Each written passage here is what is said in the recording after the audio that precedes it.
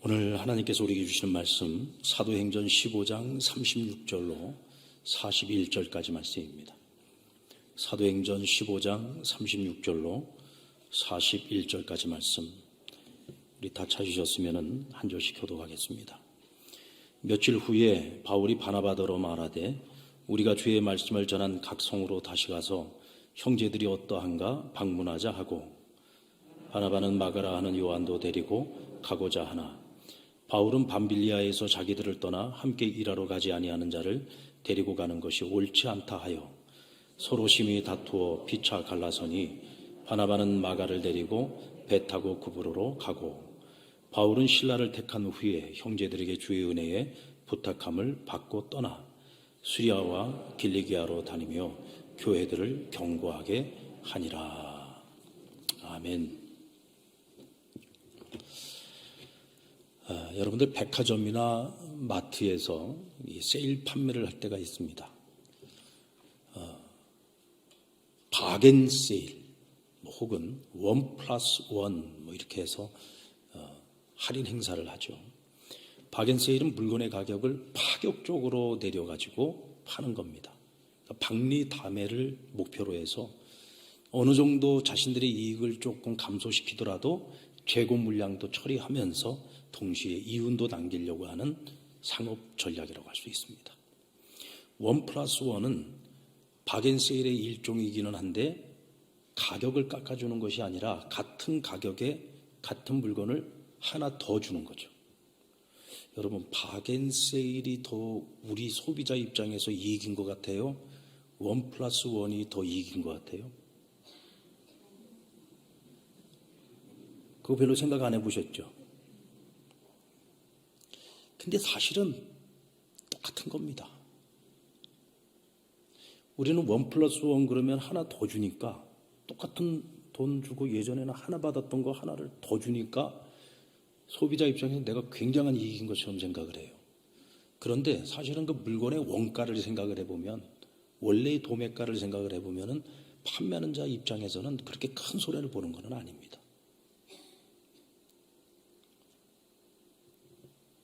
사실은 이런 바겐세일 1+1 이런 것들이 사실 우리 소비자들에게는 참 반가운 일이고 굉장히 기쁜 일인데 또 판매자 입장에서 보면 어떤 식으로든 손해를 보는 것은 사실이죠. 그런데 이 손해를 백화점이나 이런 마트들이 손해를 보면 그래도 조금 나아요. 왜냐하면 어차피 다 대기업들이니까. 그런데 문제는 항상 이런 유통회사들은 본인들이 입는 그 피해를 자신들이 그냥 감수하는 것이 아니라 누구에게 그걸 전가시켜요? 납품업자들한테 다 전가시키죠.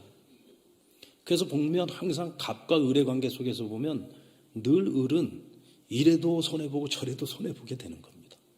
울며 겨자 먹기로 어쩔 수 없이 그냥 피해를 감수하면서도 계속적인 관계, 계속적인 공급을 위해서 어쩔 수 없이 그냥 꼭 참고 손해를 보는 거죠. 여러분들 바겐세일 너무 좋아하지 마시고 1+1 너무 좋아하지 마십시오. 그 누군가의 피눈물이 있어서 우리가 또 그걸 누리는 겁니다. 자, 오늘 본문은 이방인의 선교팀이었던 바울과 바나바의 원팀, 이 하나의 팀이 두 팀으로 나뉘어지는 사건을 기록하고 있습니다. 이들은 1차 선교여행을 매우 성공적으로 잘 마치고 돌아와서 선교보고를 잘 마쳤어요. 그리고 이제 2차 선교여행을 위해서 준비를 하고 있는 중이었습니다. 그런데 이때 1차 여행 때에 중도의 버가에서 예루살렘으로 돌아갔던 마가 요한의 일로 인해서 이 바울과 바나바 두 사람이 크게 다투게 됩니다. 그리고 결국은 서로 갈라서서 각각의 팀을 꾸려가지고 서로 다른 지역으로 선교를 떠나게 되는 거예요.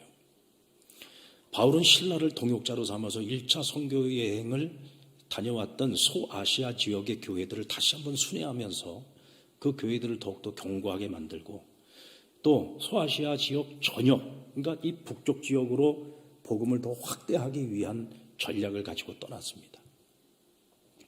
바나바는 마가를 데리고 고향인 구브로 섬으로 2차 선교 여행을 떠나게 됩니다. 자, 그러니까 2차 선교 여행은 원팀이 아니라 두 팀으로 선교가 된 거죠. 자, 우리는 이 사건을 어떤 관점으로 볼 거냐예요. 이걸 하나의 그냥 분열 사건으로만 볼 것이냐, 아니면 1+1으로 볼 것이냐. 신중하게 살펴볼 필요가 있습니다. 39절 말씀에 보면 서로 심히 다투어 피차 갈라섰다라고 기록을 하고 있습니다. 여러분, 바울과 바나바가 어떤 사람들입니까? 정말 초대교회 이방인을 위한 선교사로 또 예루살렘 교회의 모든 사람들로부터 존경받는 그런 인물이 바나바였고, 초대교회의 정말 가장 위대한 사도가 바울 아닙니까? 이렇게 위대한 하나님의 일꾼들인데도 불구하고 이 두 사람이 원래 원팀이었는데 마가 요한의 일로 심히 다투어 서로 분열할 수밖에 없었다는 거죠. 참, 이렇게 훌륭한 인물들도 이런 사소한 문제를 가지고서 다투고 또 서로 다시 안 볼 것처럼 갈라지는 이런 일들을 막을 수는 없었던 것 같습니다. 그러니까 두 사람이요, 서로에게 엄청난 상처를 줬던 것 같아요. 그러니까 다시는 네 얼굴 못 보겠다 그러고는 각자 팀을 만들어가지고 갈라져 버린 거죠. 대부분 이런 다툼의 원인들을 보면 서로의 생각이 달라서 시작되는 경우가 많습니다. 이 생각이 다르다라고 하는 것은 성격이나 기질이 서로 다른 거예요. 일을 하는 방식이나 스타일도 다릅니다. 어떤 하나의 일을 바라보는 관점이 달라요. 이런 서로의 차이가 둘 사이에 아무 문제 없이 관계가 좋을 때는요, 서로 다른 점들을 서로가 보완을 해가면서 오히려 시너지 효과를 낼 수도 있습니다. 여러분, 부부도 그렇지 않습니까? 서로 성향이 다른 사람, 성격이 좀 다른 사람들이 부부가 되어서 살아갈 때 서로 문제 없이 잘 살면은요, 잘 살 수 있어요.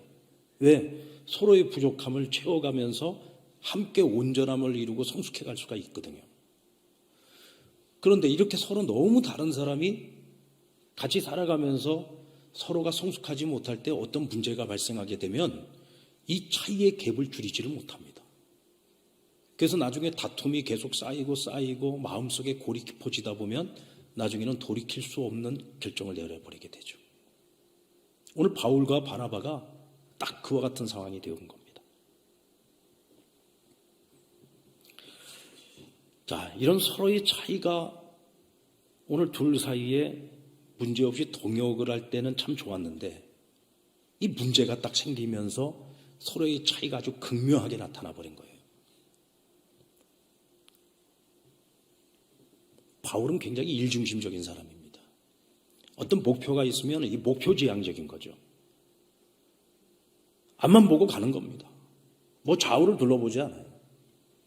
1차 선교여행 때 버가에서 루스드라로 가는 그 길에 타우루스라고 하는 산맥이 있어요. 그런데 이곳에는 강도들이 들끓었습니다. 이곳으로 직접 올라가는 그 길 자체도 너무 험한 데다가 산적들이 있어서 대부분의 사람들은 우회하는 길로 갔어요. 그런데 이 우회하는 길이 굉장히 많이 돌아서 가야 되는 길입니다. 그런데 바울은 지금 우리가 하나님의 일을 하러 와가지고 우리는 무조건 진격을 해야지 왜 우리가 돌아서 가냐. 당시 바울이 리더였죠. 처음에는 바나바와 바울이었지만 그러나 구브로섬 사역을 마치고 난 이후로는 바울과 바나바 이렇게 리더십이 바뀐 거예요. 근데 바울은 자신의 그 계획을 따라서 우리는 무조건 앞으로 무조건 진격이다 하는데 바나바의 생각은 좀 달랐습니다. 그래도 안전이 우선 아니냐. 우리가 하나님의 일을 하는데 우리가 혹시라도 강도를 만난다든지 어려움을 당하게 되면 하나님의 일이 오히려 그 일 때문에 가로막힐 수도 있다. 그러니까 안전하게 돌아서 가자. 이 둘 사이에 서로 좀 갈등이 있었어요. 근데 그 사이에서 마가 요한은 바나바의 생질이었습니다. 조카였어요. 이 마가 요한의 입장에서는 보면은 이 바울이 너무 어떤 사역을 함에 있어서 너무 자기주관적인 거예요. 타협이라는 것을 모르는 사람이다. 이거 도무지 누구에게 설득을 당하지를 않아요. 이제 그런 바울에 대한 좀 불만도 좀 생겼고 그리고 또 한편으로는 이 바울이 그냥 그래도 마구제비로 그냥 타우로스산으로 가겠다고 하니까 어쩔 수 없이 바나바도 함께 동의를 하고 말았는데 도저히 자기 생각으로는 이 타우로스를 넘어갈 자신이 없는 거예요.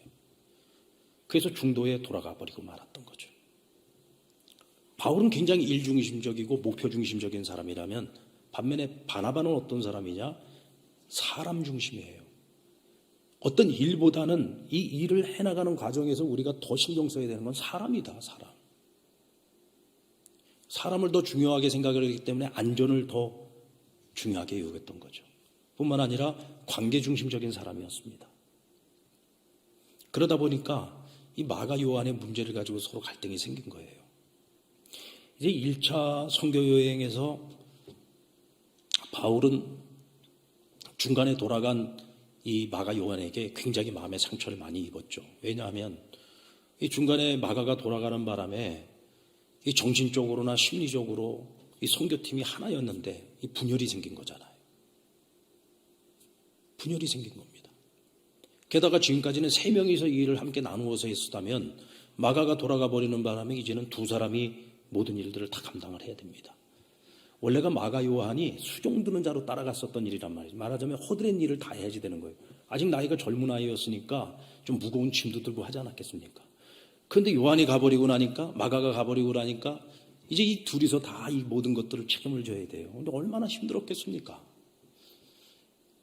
이유가 어찌됐든 간에 마가 요한이 떠나버리는 바람에 이 2사람에게 많은 어려움들이, 이 선교를 해나감에 있어서 굉장히 불편한 일들이 많이 생겼다는 거죠. 일중심적인 바울의 입장에서는 도저히 그런 마가 요한을 용납할 수 있는 마음이 없었습니다.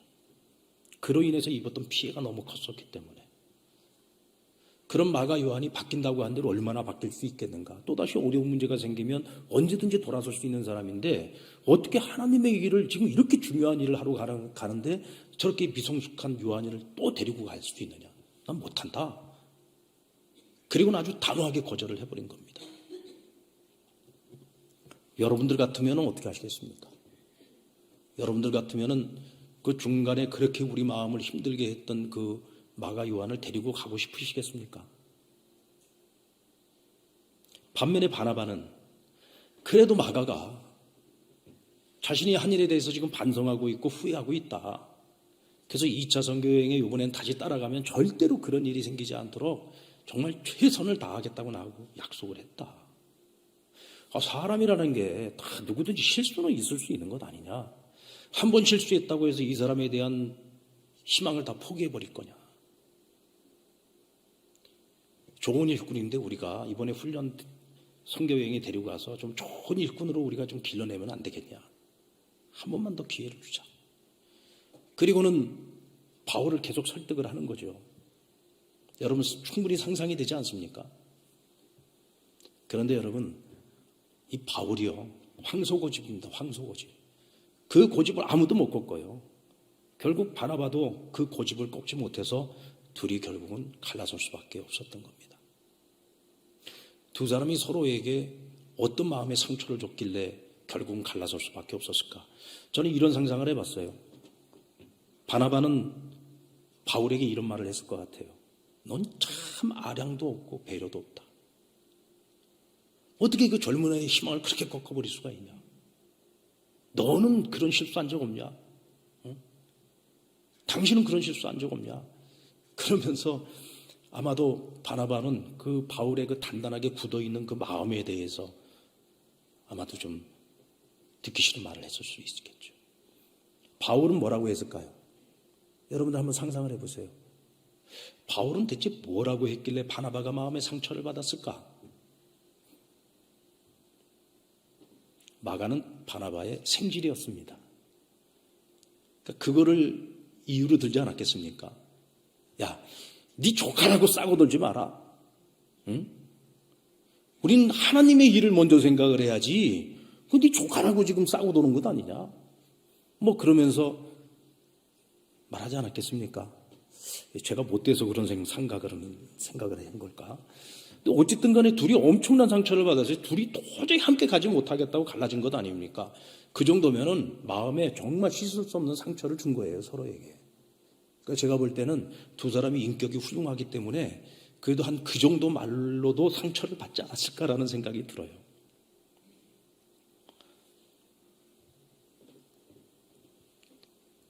결국은 감정적인 대립이 2사람을 갈라지게 만들었고 원팀이었던 선교팀이 둘로 갈라지게 되고 각각 선교팀을 꾸려서 각자의 길로 떠나게 됩니다.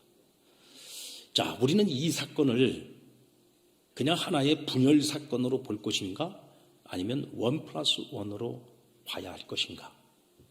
여러분들은 이 사건을 무엇으로 봐야 되겠습니까? 무엇으로 이해하고 받아들이고 싶습니까? 저는요, 하나님의 선교라고 하는 하나님의 크신 계획 속에서 보면 이것은 인간의 미성숙함 때문에 서로가 다투고 분열한 일이었지만 그러나 여기는 하나님의 개입하심이 있었다고 저는 생각합니다. 우리의 연약함, 다듬어지지 못하고 아직까지 성숙하지 못한 우리의 인격마저도 하나님께는 사용하셔서 결국은 하나의 팀보다는 두 개의 팀으로 만들어져서 더 많은 선교지로 더 많은 일꾼들을 세우기 위해 길을 떠난다면 하나님의 선교 입장에서는 그것이 유익한 일이 아니었겠는가라고 생각이 들어요. 오래전에 제가 우리 교회 부임을 하고 대신방을 하다가 점심시간이 됐어요. 그래서 우리가 밥 먹을 곳을 찾다가 그 권사님 세 분을 만났어요. 그래서 어디 가냐면 식사하러 가신다 그래가지고 우리 뭐 그 식사할 때 잘 몰라가지고 우리 같이 식사합시다. 그리고 같이 이제 식사를 하러 갔습니다. 같이 가서 얘기를 하다가 제가 근데 권사님 세 분이 이렇게 같이 오셨냐고 그랬더니 지금 우리 구역 예배 드리고 왔다고. 그러냐고. 근데 보니까 세 분 권사님이 전부 다 같은 구역 식구들이에요. 같이 밥을 먹으면서 이 권사님들이 얘기를 하는 거예요. 목사님 우리 정말 오래된 우리 식구들이다. 오랫동안 우리가 함께 구역 생활을 하다 보니까 우리는 애들 크고 자라는 거 다 지켜봤고 또 우리 집에 숟가락 젓가락 몇 개인지도 다 알고 있다. 우리는 절대로 안 헤어진다. 그러고 말씀하시더라고요. 제가 그 얘기를 듣고 나서 그러냐고. 그리고는 무슨 일이 일어났을까요? 제가 그 구역의 권사님들 세 분을 다 갈라놨어요. 다 갈라가지고 한 분 한 분을 전부 구역장으로 세웠습니다. 왜 그랬을까요? 한 분 한 분이 내가 볼 때는 전부 다 일당백의 훌륭한 리더들인 거예요. 상랑교회를 대표할 만한 권사님들인 겁니다. 섬김이나 순종이나 헌신이나 이런 모든 면에서 이렇게 훌륭한 권사님들이 세 분이서 한 구역에 모여가지고 우리끼리만 행복하면 안 되잖아요. 우리에게는 좋은 일이지만 하나님의 입장에서 볼 때는 그건 손해죠. 그렇지 않습니까? 구역을 빨리 재생산을 해서 더 많은 성도들을 그 식구들을 섬겨야죠. 우리만 행복하면 안 되잖아요. 우리의 유익보다 중요한 건 하나님의 유익이 더 중요한 거죠. 하나님 나라 확장이 더 중요한 거잖아요. 아마 그 권사님들 되게 섭섭했을 거예요. 우리가 그날 만나가지고 밥까지 사줬더니 세상에 우리를 이렇게 다 찢어놓을 수가 있나. 아마 처음에는 되게 원망스러울 수도 있었을 거예요. 그러나 그것이 하나님 나라의 유익한 일이라면 제가 욕을 먹어도 해야 되지 않겠습니까? 근데 진짜 그 권사님들이요, 제가 말하는 일당백이라니까요. 누구도 저한테 와서 불평하시는 분이 없었어요. 누구도 저에게 원망하시는 분이 없었어요.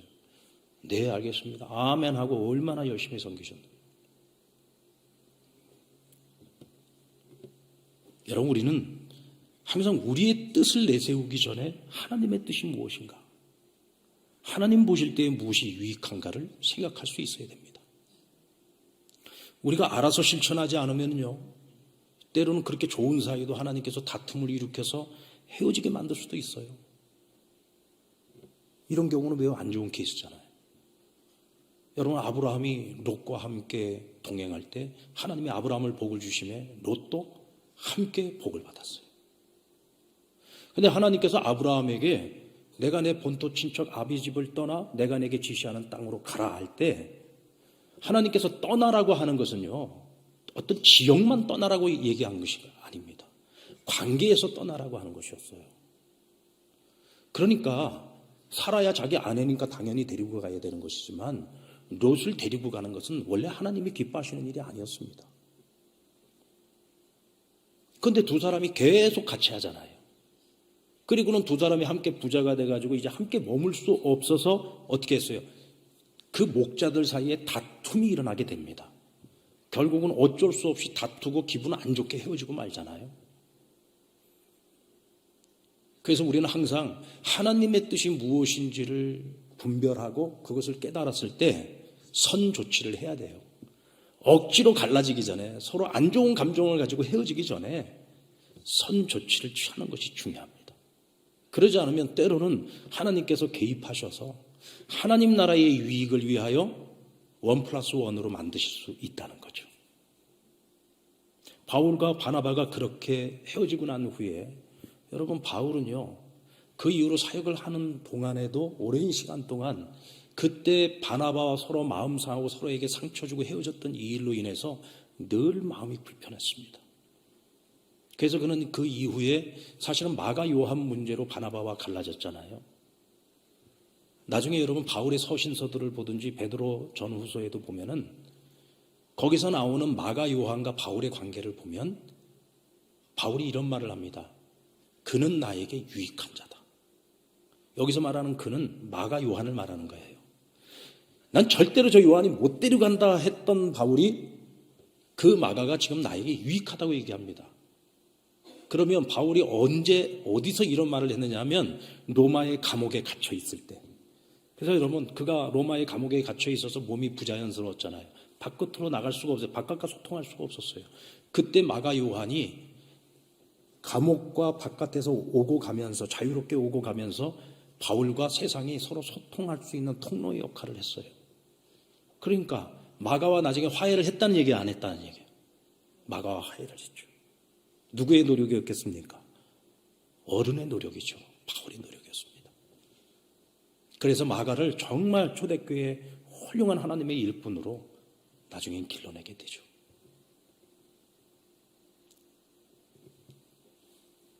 그러나 여러분, 어떤 면에서 보면 바울과 바나바도요, 서로 헤어지게 될 거다, 갈라지게 될 거라는 거 꿈에도 생각을 못했을런지 모릅니다. 왜냐하면 나름대로 굉장히 합이 잘 맞았거든요, 두 사람이. 언제까지나 우리는 원팀으로 함께 할 거라고 생각을 했을런지 몰라요. 근데 결국은 이런 사소한 일들로 인해서 다툼이 생겼고 1+1 갈라져서 하나님 나라를 위해서는 더 유익함이 될 수 있었다는 거죠. 자, 오늘 이 1+1은 신라라고 하는 이와 마가 요한이라고 하는 초대교회 훌륭한 일꾼들을 길러내는 기회가 되었습니다. 자, 먼저 신라에 대해서 한번 생각을 해보겠는데, 여러분들 1차 공의회를 마치고 난 후에 이 예루살렘 교회가 공식적으로 수리아 안디옥 교회와 이방 교회로 예루살렘 교회에서 사신을 파송하게 됩니다. 우리가 지난 시간에 배우지 않았습니까? 1차 공의회가 왜 열렸죠?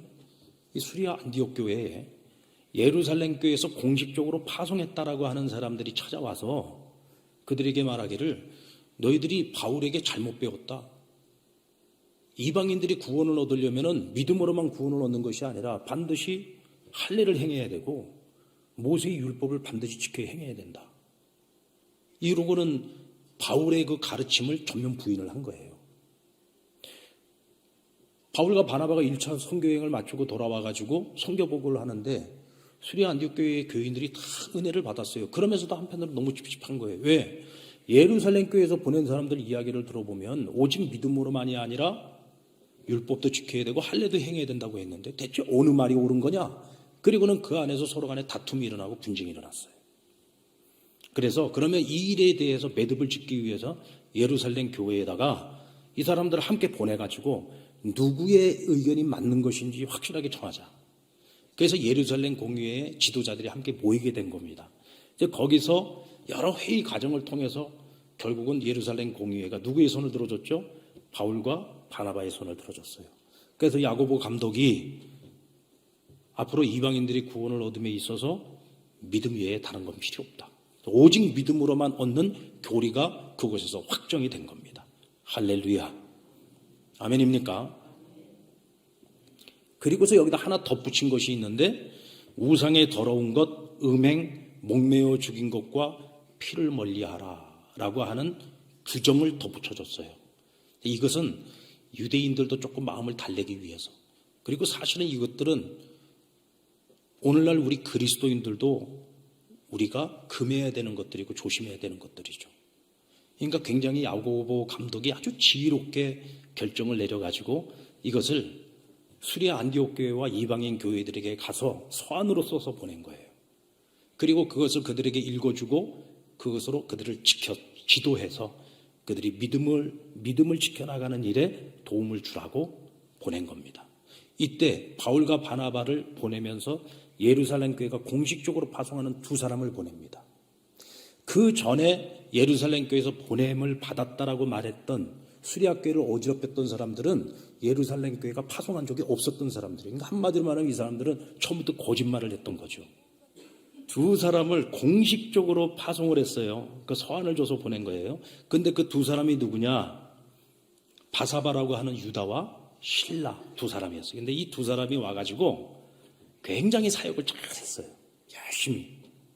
그래가지고 수리아 안디옥 교회 이방인 교회를 든든하게 세웠다라고 오늘 성경을 말씀하고 있습니다. 이때 실라가 열심히 성실하게 사역을 하는 그 모습을 보면서 바울이 지켜본 거예요. 그러고 있다가 바나바와 갈라지면서 자신의 동역자로 실라를 택하여 그와 함께 선교여행을 떠나게 된 겁니다. 실라는 예루살렘 교회 출신이에요. 예루살렘 교회 내에서도 이와 같이 인정받는 일꾼이었습니다. 그리고 바울처럼 로마 시민권을 가지고 있는 사람이었습니다. 그러니까 굉장한 집안의 사람이었다는 것을 우리가 추측해 볼 수가 있죠.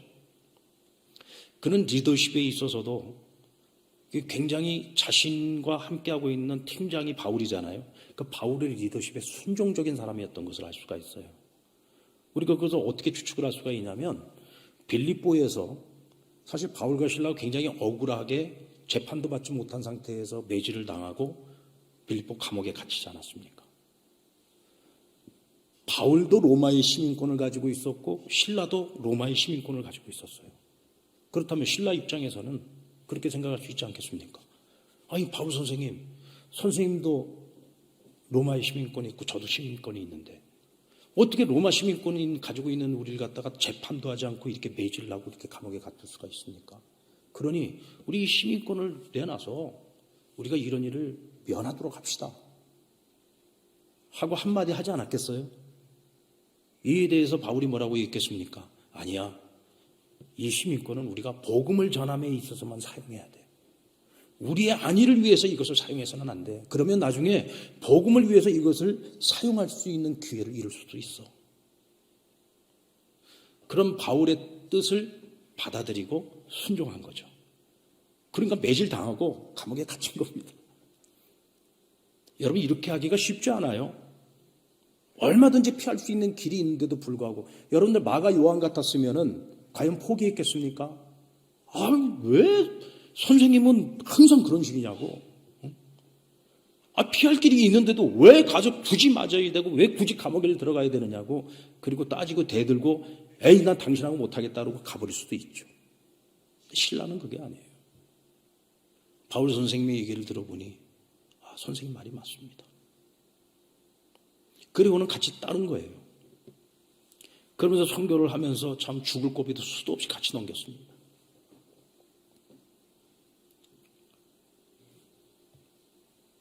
그는 2차 선교여행 내내 바울과 함께하고 바울과 함께 죽을 고비도 넘기고 또 데살로니가에서 헤어지고 난 후에 바울이 고린도에 먼저 가 있을 때 급히 바울을 또 찾아서 디모데와 함께 그 길을 따라갑니다.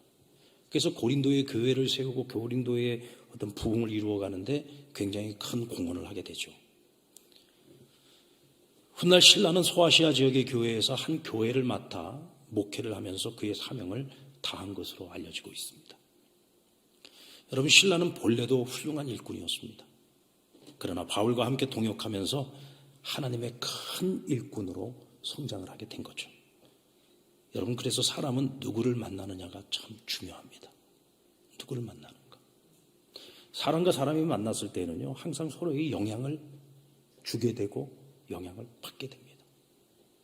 그래서 좋은 사람을 만나면 좋은 영향을 받고 나쁜 사람을 만나면 나쁜 영향을 받는 거.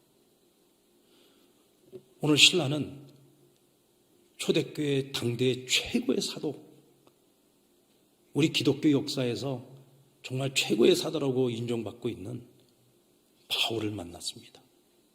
그리고 그와 동역을 하면서 그가 얼마나 많이 성장했을까 여러분 한번 생각을 해보십시오.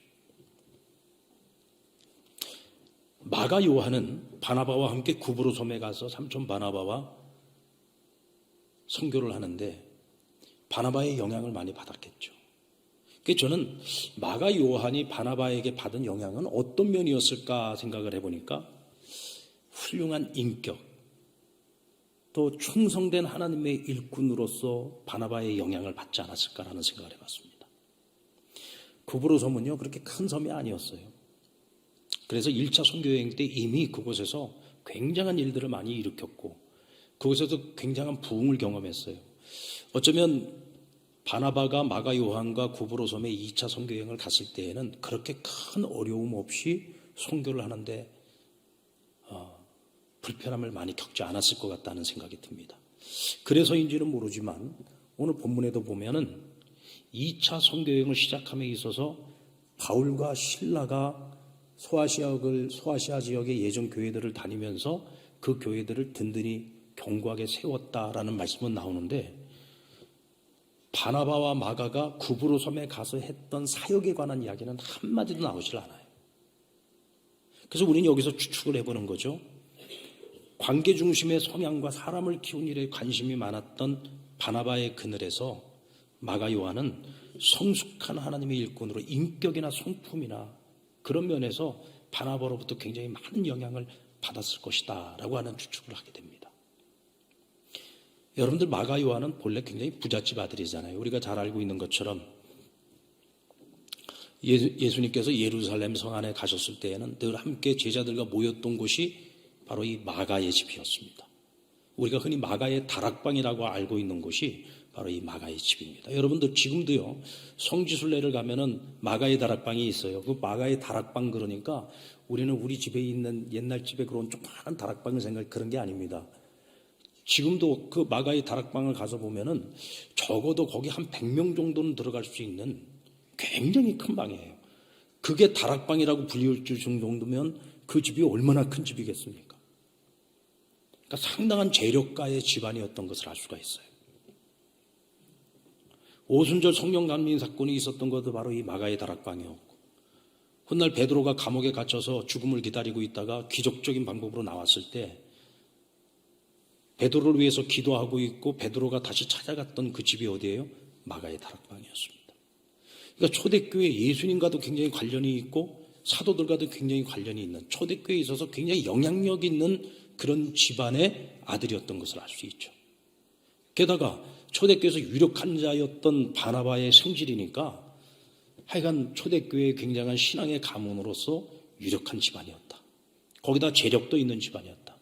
아주 굉장히 부유한 가정에서 평안하게 잘 자란 그런 청년 마가였습니다. 그러다 보니까 아무래도 저 힘들고 어려운 일이 있으면은 그걸 도전을 하고 극복하려고 하기보다는 그냥 쉽게 포기해버리는 그런 미성숙함을 가지고 있었던 거죠.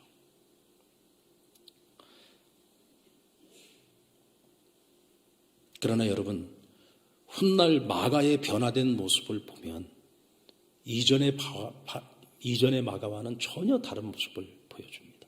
아까도 말씀드렸듯이 바울이 로마의 감옥에 갇혀 있을 때 그 모든 수발을 마가 요한이 다 들었다. 그리고 세상과 소통하는 데 중간 역할을 다 감당을 해줬고요. 또 나중에 베드로는 이 마가 요한을 가리켜서 디모데후서 4장 1절에서는 내 아들 마가라고 그랬어요. 영적인 아들 마가라는 얘기죠. 이제 그만큼 베드로 사도로부터도 굉장히 많은 영향을 받으면서 초대교회 일꾼으로 훈련을 받았던 것을 알 수가 있습니다. 여러분 마가복음을 누가 썼어요? 그렇죠. 마가 요한이 쓴 겁니다. 그럼 대체 마가는 무엇을 근거로 해가지고 마가복음을 기록했을까요? 베드로로부터 그 지나온 주님과 함께 있었던 그런 사적들을 다 이야기를 들으면서 그것들을 기억하고 그것으로 근거로 해가지고 마가복음을 기록한 겁니다. 결국은 여러분 마가 요한도 어떻게 위대한 초대교회 일꾼으로 이렇게 성장할 수 있었을까요? 좋은 믿음의 어른들을 만났기 때문입니다. 좋은 믿음의 스승들을 만났던 거죠. 하나님께서는 어떤 모습으로든 하나님께서 택하신 자들을 훈련시켜서 당신의 일꾼으로 세우십니다. 그런데 그 방법 가운데 하나가 좋은 스승들을 만나게 하시는 거고 그들을 통해서 훈련시키시고 다듬어 나가는 겁니다. 저는 늘 그런 마음이 있습니다. 모든 만남에는 하나님의 계획이 있다. 모든 만남에는 하나님의 계획이 있다. 저는 우리 교회에서 우리 만나는 우리 목사님들, 저와 함께 동역하는 목사님들, 교회에서 우리가 같이 6년, 7년 이렇게 10년 같이 섬기다가 또 다른 임지로 떠나고 또 다른 목회지에 가서 또 담임 목회를 하고 저와 어쨌든 상랑교회에서 이렇게 함께 만나서 사역을 하게 되는 것도 이건 그냥 우연한 만남이 아니다. 이건 하나님이 전부 만나게 하시고 함께 동역하게 하시는 거거든요. 함께 하는 동안. 그래서 사실 저는 우리 목사님들하고 같이 어디 뭐 장거리로 어디를 가거나 할 때 얘기를 참 많이 하는 편이에요. 얘기를 많이 합니다. 그러면서 제가 목회를 하면서 경험했던 것들, 목회를 하면서 이때는 이렇게 하는 것이 참 좋더라. 이렇게 하면은 참 목회가 좋겠더라. 뭐 때로는 목사님들이 설교에 대해서도 물어보면 설교할 때 이런 면에서 이렇게 하는 게 참 좋았더라. 나는 이렇게 하는데 당신들은 당신의 방법을 찾아야 된다. 뭐 나름대로 제가 하여간 목회를 하면서 목회 선배로서 제가 경험했던 것들을 가급적이면 얘기를 많이 해주는 편이에요. 사실 저는 제가 부교육자 때 제가 담임 목사님들을 여러 번 모셨죠.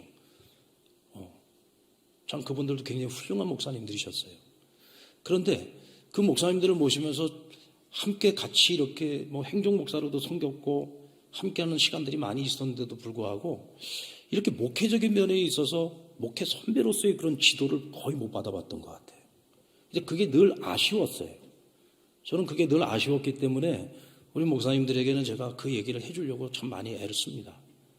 어쩔 때는 저도 피곤해요. 그냥 한숨 자면 좋겠다 싶을 때도 있는데 또 그런 때가 아니면 서로 얘기할 시간이 많지 않기 때문에 해주려고 많이 애를 쓰죠. 왜냐하면 우연한 만남이 아니기 때문이에요. 하나님께서 만나게 해주셨어요. 만나게 해주셔서 함께하는 그 시간들 동안 경험했던 것들을 함께 나누는 거죠.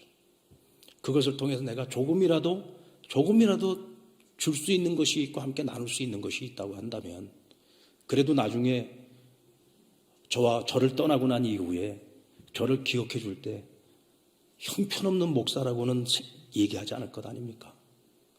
그래도 내가 얻을 게 한두 가지는 있었다라고 얘기해 주지 않겠어요? 사람은 누구에게나 기억되는 존재죠. 우리가 원든 원치 않든 평가받을 수밖에 없는 존재입니다. 우리가 적어도 하나님이 만나게 해주시는 그런 모든 만남들과 그 관계들 속에서 우리가 적어도 나쁜 사람으로 기억되지 말아야 되지 않겠습니까? 서로에게 마음의 상처를 주고 아픔을 주는 그런 관계로 우리가 헤어지게 된다면 뒤돌아섰을 때 얼마나 많은 후회가 있겠어요.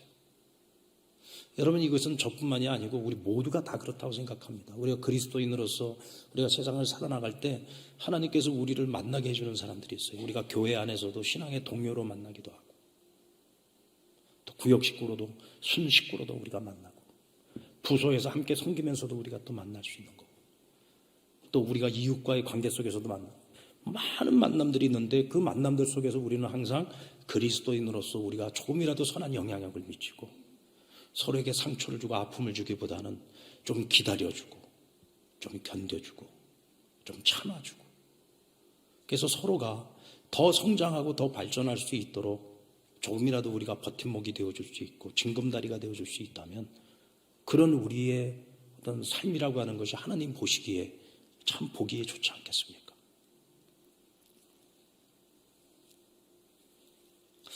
바울과 바나바의 다툼이 인간적인 측면에서는 미성숙함의 결과라고 할 수 있죠. 그러나 하나님께서는 두 사람의 미숙함을 통해 하나님의 귀한 일꾼들을 길러내셨고 하나님의 선교에 유익함이 되게 하셨습니다. 그런데 여러분, 우리는 그렇다고 해서 이 1+1이 꼭 좋은 것만은 아니라는 사실도 알아야 됩니다. 모든 분열을 모든 1+1을 다 하나님이 하시는 것이라고 생각하면서 우리의 미성숙함을 절대로 합리화시켜서는 안 됩니다. 오히려 인내와 오래 참음과 자비와 너그러움, 이 모습은 우리 주님의 모습이잖아요. 주님께서는 말 안 듣는 제자들, 깨닫지 못하는 어리석고 미련한 제자들, 결국은 주님을 다 배신했던 제자들이었지만 끝까지 그들을 포기하지 않았잖아요. 끝까지 기다려주시고 인내하시고. 그러니까 나중에 제자들은 예수님이 하나님이심을 분명히 알았고, 그래서 부활하신 그 예수님, 하나님의 아들, 삼위일체 하나님, 그 하나님이신 예수님을 위해서 자신들의 생명도 아끼지 않는, 주님을 위해 순교자의 길을 걸어가는 삶을 살아낼 수 있었던 겁니다. 여러분, 우리도 그렇게까지는 못할지라도 그런 삶을 닮아가야 되지 않겠느냐 하는 거죠. 여러분, 그런 삶을 저와 여러분도 함께 살아낼 수 있게 되기를 우리 주님의 이름으로 축원합니다.